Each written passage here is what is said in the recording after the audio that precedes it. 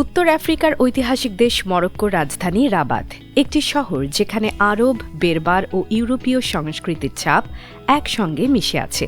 Atlantic মহাসাগরের তীরে অবস্থিত এই শহরটি শুধু প্রশাসনিক কেন্দ্র নয়, বরং মরক্কোর ইতিহাস ও ঐতিহ্যের এক জীবন্ত দলিল।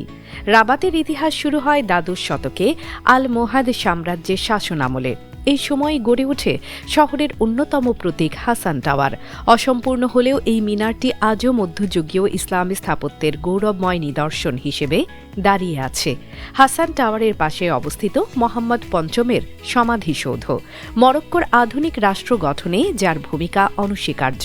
তার স্মৃতিকে ঘিরে নির্মিত এই স্থানটি জাতীয় গর্বের প্রতীক। রাবাতের আরেক ঐতিহাসিক এলাকা হল কাসবা অব দ্য উদাইয়া।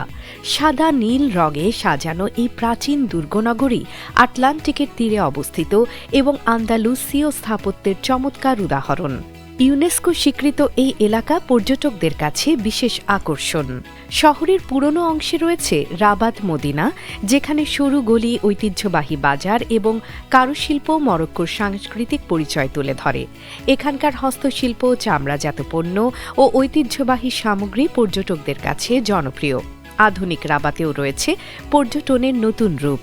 প্রশস্ত সড়ক, সবুজ উদ্যান, আধুনিক জাদুঘর এবং সমসাময়িক স্থাপত্য শহরটিকে করে তুলেছে সুসংগঠিত ও বাসযোগ্য। এ কারণেই রাবাতকে বলা হয় আফ্রিকার অন্যতম শান্ত ও পরিকল্পিত রাজধানী।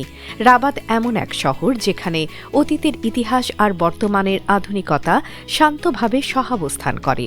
তাই মরক্কো ভ্রমণে রাবাত শুধু একটি রাজধানী নয়, বরং ইতিহাস ও সংস্কৃতির গভীর অভিজ্ঞতা।